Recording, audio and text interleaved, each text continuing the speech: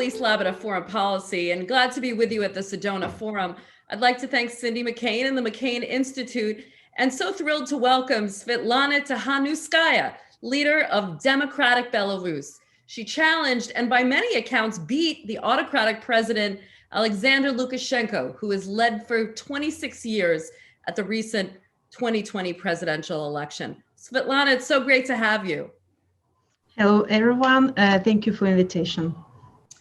Now, you never saw yourself as a politician until your husband, Sergei, was denied registration as a candidate and jailed, violating public order. Tell me about that. You kind of took on his campaign and condemned the growing human rights abuses in the advance of the August vote. Yeah, that's absolutely right. As you have said, I was never interested in politics as majority of Belarusian, because for 26 years of regime, we thought that we can't change anything. But when my husband started to ask people about their feelings, about their safeness in Belarus, he started to tell truth. He was jailed, and he wanted to participate in election campaign, but because of he was jailed, he couldn't. But as I love him so much, and I understood how important it was for him, I just decided, just for love. My first step was for love to my husband, to try to take his place. At that moment, I was sure that I wouldn't succeed, and this regime repeated a lot of times that our constitution is not for a woman. Women can never lead Belarus, but he failed. Lukashenko lost this connection with Belarusian people. He lost the mood of Belarusians. He lost the moment that Belarusians are tired of this regime. He didn't believe in our nation. He didn't believe in Belarusians, in our people. So it was his mistake. As a matter of fact, I also, at that moment, I didn't believe that we would be able to succeed, because this understanding that you can't change anything was very deep inside of Belarusian people. But we mobilized, we united, and we saw each other how many of us want these changes in Belarus. So these are results. Now, you joined forces with a lot of other opposition candidates before the election, and a lot of your colleagues had said you had the ability to work with others and unite feuding factions, but at the same time, you weren't really seen, as you noted, as threatening to Lukashenko because he never took your campaign seriously, and so you were never arrested, yet you were able to unite the opposition. Yeah, that's true. And maybe one of the main reasons why I could unite all the Belarusians parties and, these small democratic leaders was that I wasn't striving for power. I never had such ambitions, and still I'm not going to participate in new free and fair elections we are striving for. My mandate is only to organize these elections, but I'm not going to participate. So they don't, these democratic forces, they don't see an enemy in me. I'm just like a person who unites everybody in this fight, because the majority of Belarusian people want changes, but they want changes through free and fair elections. Some people want to see, Sergei Tsikhanouskaya as a future president, some Viktor Babarika, and Nikolai Statkevich. We have a lot of wonderful people who really can be next president, but it's up to Belarusian people to decide on free and fair elections. So. Well, look, you were a mother of two, and as we said, you weren't really looking to be a politician. You left work to devote yourself to your children and your son had hearing problems, and that kind of turned into a campaign, to fight for health for him, to fight for better health care for him.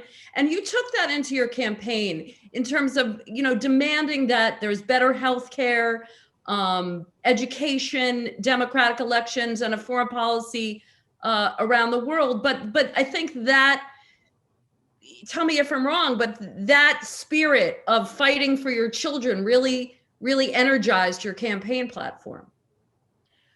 I can say so, but I want my children to live, first of all, in safe country where people are respected.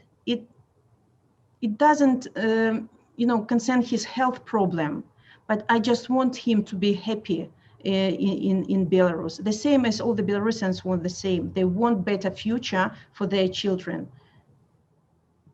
Now, after the election, you were forced by Belarusian authorities to leave the country. Tell me about that.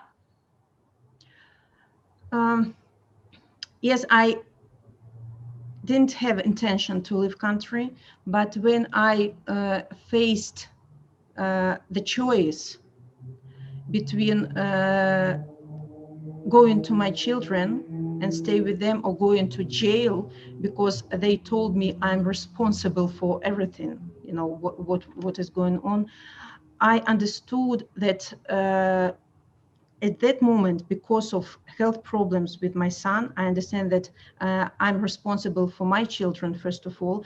I decided to leave the country to continue my fight from abroad. And, I didn't mean that I gave up. It meant that I decided that I will be more useful with my children on staying on freedom than being in jail. I wouldn't help anybody when behind the bars. Right. So the prosecutor general has said a criminal terrorism investigation has been opened with you, along with other backers of protests. You're in Lithuania now. The Lithuanian government has said that it would, quote, rather watch hell freeze over than consider a Belarusian request to extradite you. So tell me, do you feel safe in Vilnius, free from any attack from the Belarusian? Do you feel safe in Lithuania, free from any intimidation from the Belarusian authorities? I hope that I'm safe here. I hope, and we're really grateful to the countries that accepted me and other people, that they will not allow this regime to extradite us from this country. They are with us, they're supporting us. So I hope that I'm fine here, but I really don't know how long their hands are.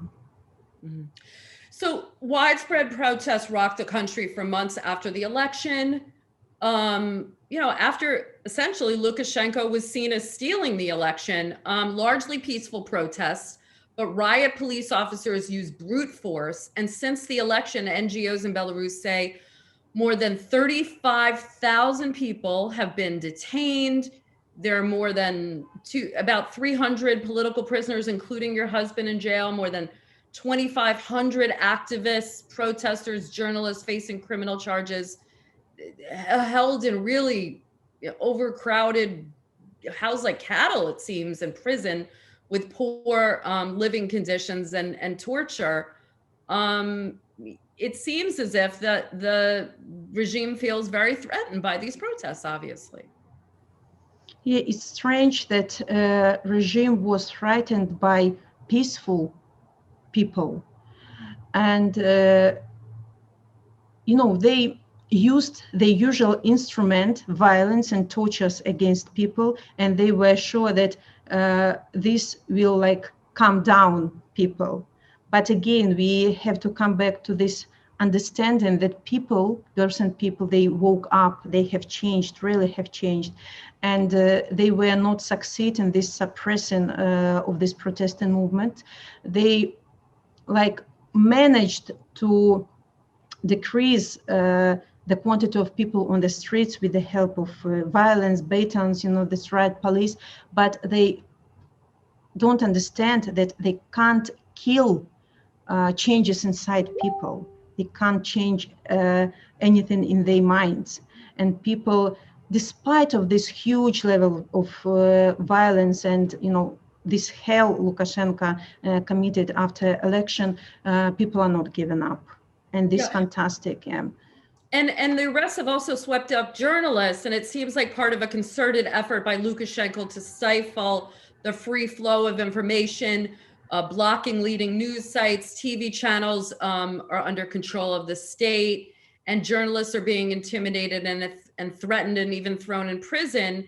And now there's a draft law on media published with additional restrictions. So really seems like an effort here to curtail the flow of free information to the Belarusian people. Yeah, absolutely. And usually journalists, even in the countries where war is going on, they are like untouchable because they are doing their job. But in our case, we understand that Lukashenko is afraid that information will be shown to abroad, to other countries, to other people, see all the horror of our situation. He started to block journalists and this information. But he forgot that we have internet. In modern world, you can show the truth through YouTube channels, Telegram channels, thanks to bloggers, and he can't close all those people. He can't jail all those people. You can show truth even being abroad. Yeah, let's talk about the economy. Under Lukashenko, the economy has not grown for the past decade. There's a financial crisis now. The exchange rate has plummeted about 20% this year. The World Bank expects GDP to decrease. The IMF says the economy is not really growing. State employees' average salaries in decline for months. It certainly doesn't seem like Lukashenko's grip on power is helping the economy in any way. Absolutely. And what is strange now at the moment when we have this political and humanitarian crisis, we are coming to economic crisis as well. And, he is ready to put our economy in the whole country into this economic hole just because he wants to stay in power. He doesn't think about people. He doesn't think about country, about prosperity of his country. He thinks only about himself, about his, he wants to prove that I'm still the leader, I'm a strong leader, but he has lost this image and he will not be able to revive. Let's talk about COVID. It seems that it was not handled very well in Belarus. Apparently, I read that Lukashenko told citizens to protect their health by riding tractors, drinking vodka, taking saunas. And even some of the people that supported Lukashenko kind of thought, hey, maybe it's time for a change. No, I think situation with COVID was one of the reasons why people understood that our country needs changes. Because at that moment when just COVID started and Lukashenko didn't declare that there is a pandemic in the world, at that moment, maybe it was right decision because our economy was in at very low level, and he couldn't just shut shops and the factories, just to keep economy on level. But his attitude to people at that moment, it was very strange. He blamed people themselves that you are guilty, that you got ill. There is no pandemic. And he was, so he didn't respect his people, and at that moment when a country didn't help hospitals, didn't help doctors with masks, with this breathing equipment, our people started to help each other. They started to collect money to buy this equipment for hospitals themselves, not government, but people themselves. And at that moment, they also understood that we can do everything by ourselves. We don't want this person who blames people in this pandemic to be our leader. Yeah, let's talk about Russia a little bit. Russia is Belarus's closest ally, and it's an interesting relationship because on one hand, it seems as if Vladimir Putin has tried to get closer to Lukashenko, and at the same time, Lukashenko doesn't want to give up his independence or authority. So it seems very interesting. The Kremlin offers him support. Some of the support he takes clearly financial, and he has taken energy subsidies from the Kremlin, but doesn't really want that closer political tie to Russia and economic integration. No, these two persons have really strange relationship. They pretend that they are close, but in reality, I don't think they like each other. They just, for so many years, they got too used to each other. They are comfortable to each other. They know how to work with each other. And we were really disappointed when after the election, Kremlin supported regime, supported violence and tortures. And support of Kremlin decreased in the eyes of Belarusians because as nations, we're rather close. We like each other. We want to be, close nations. But we are a separate country. We want to stay independent. We want to keep our sovereignty. It's not for trade. So now we don't see very high support from Kremlin to Lukashenko. It seems like, Kremlin told Lukashenko, solve your problem by yourself, and they are watching how it will end. It seems like they want him to be weak so that they can take advantage of him. That's also the truth. While Lukashenko is in power, Belarus is weak.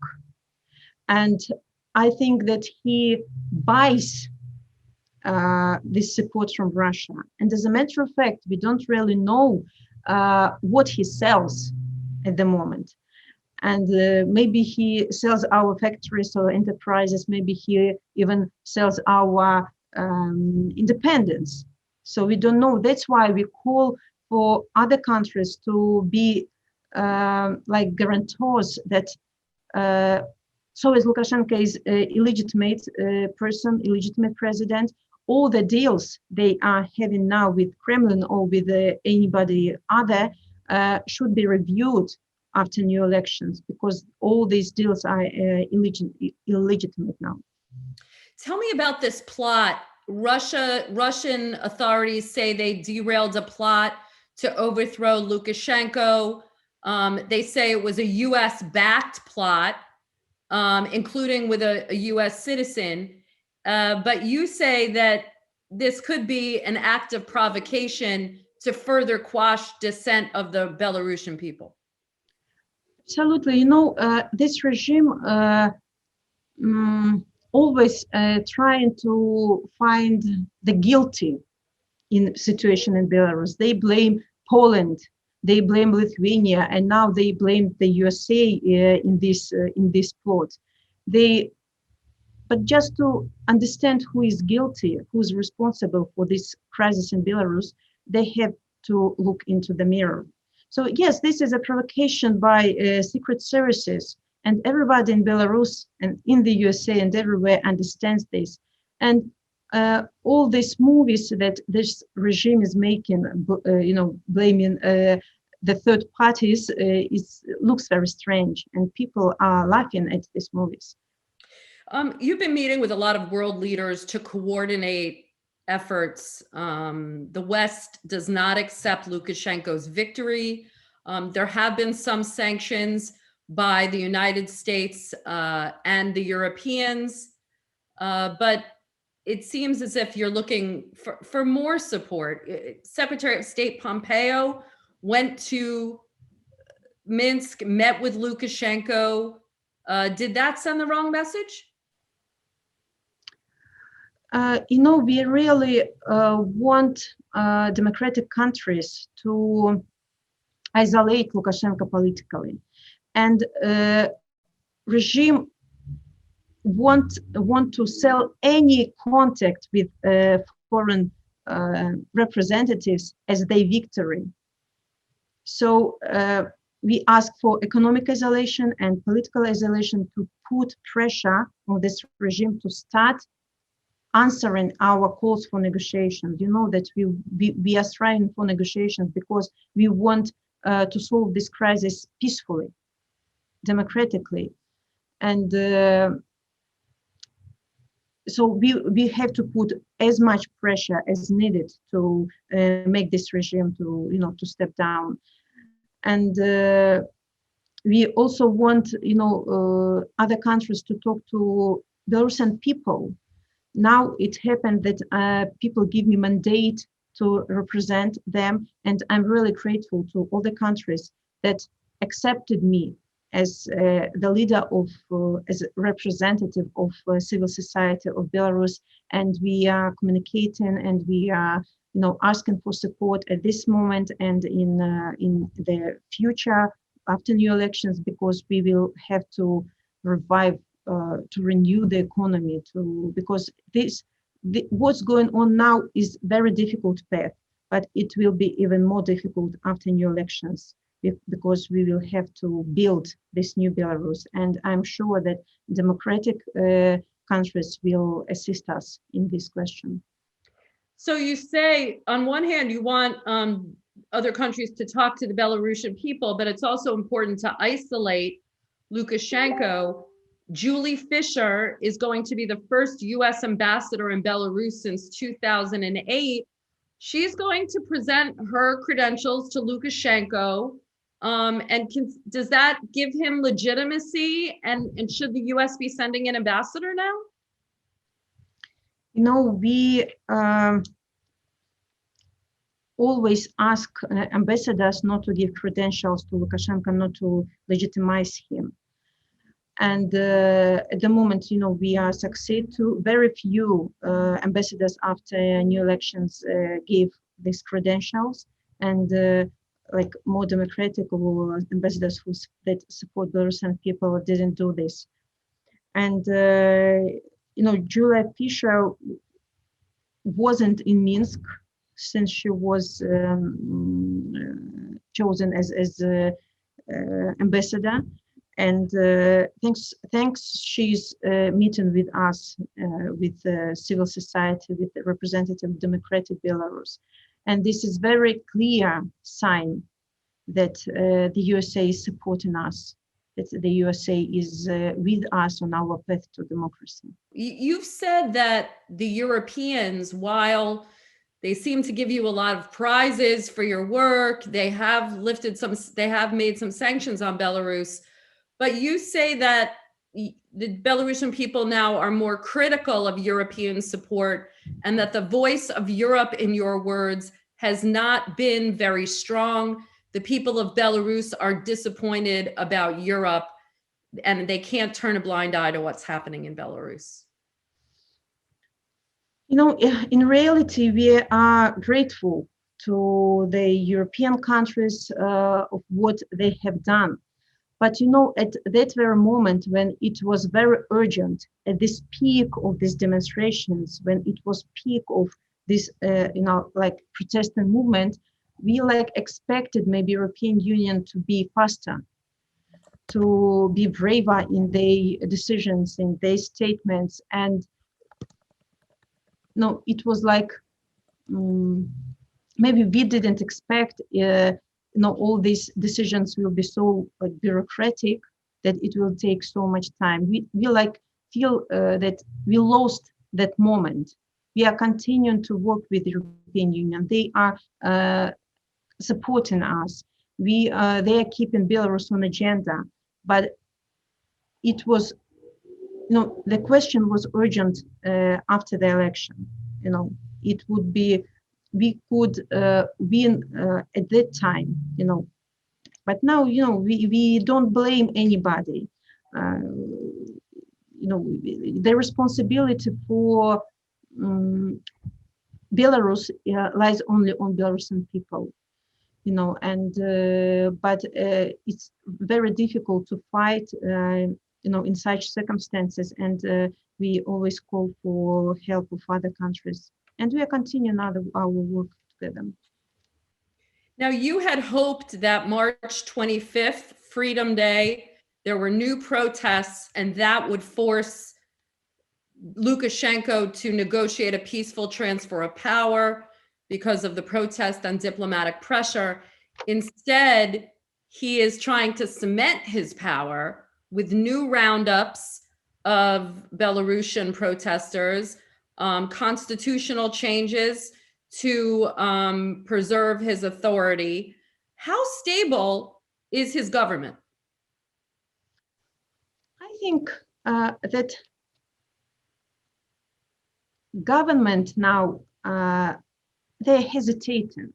They don't know how the situation will turn, because changes can happen at any moment because of different factors.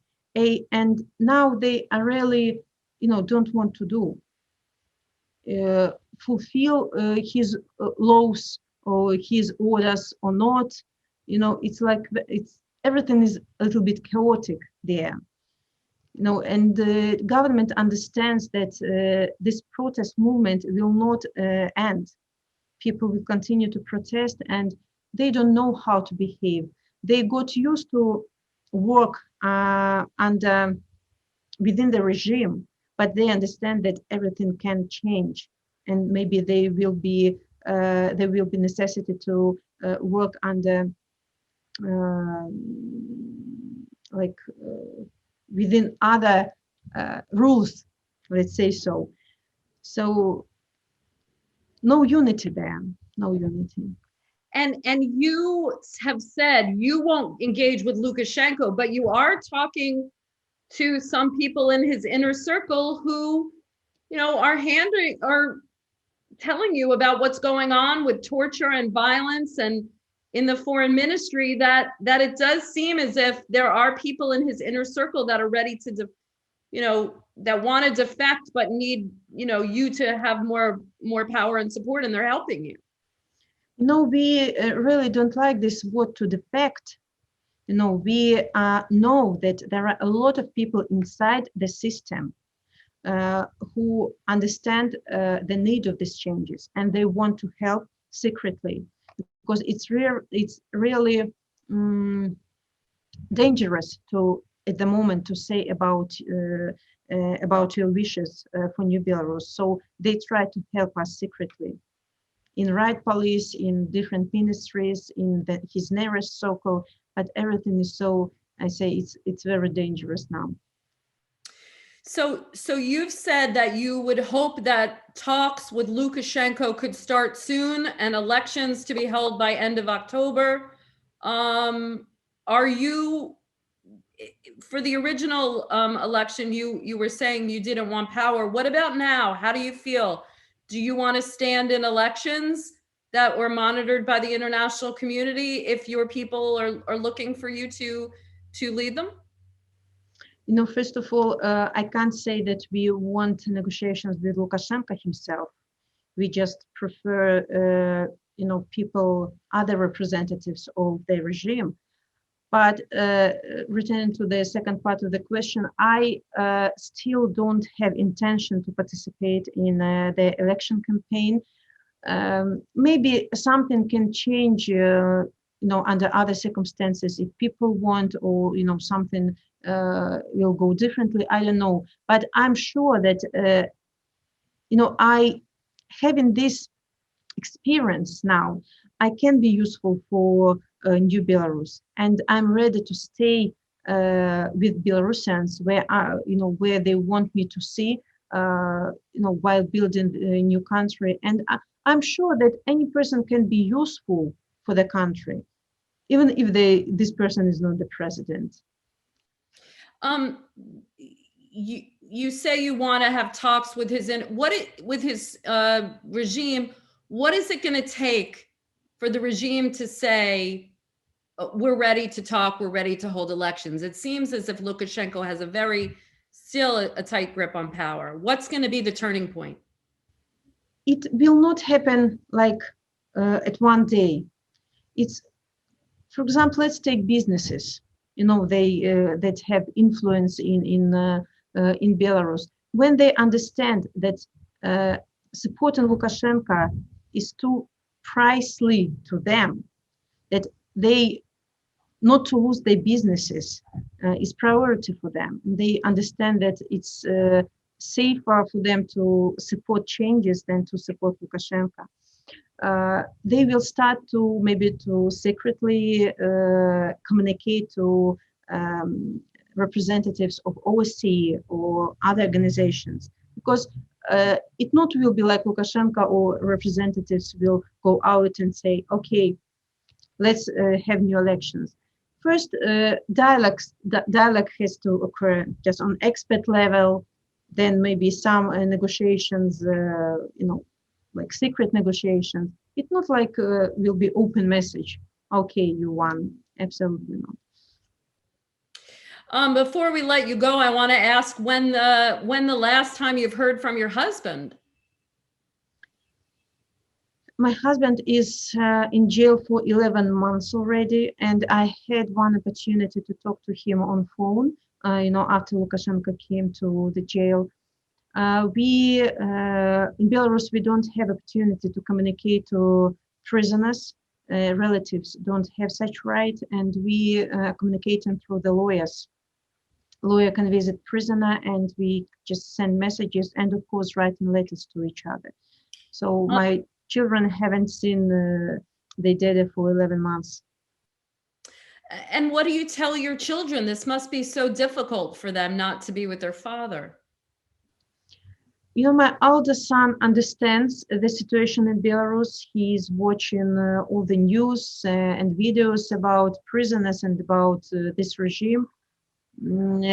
My daughter is 5 only. She understands, she knows that her father in jail, but I doubt that she understands the meaning of this word. So I persuade her that daddy will be soon with us, that we can't return home because of COVID, all these fairy tales, but they miss him so much. Well, I hope that they're able to see him soon, and that you're able to move things forward for your family and for the Belarusian people. Sviatlana Tsikhanouskaya, Democratic leader of Belarus, thank you so much for such a thoughtful and candid conversation. Thank you. Thank you so much for support and for talking about us, because we are important for this world. Thank you. Thank you. Goodbye.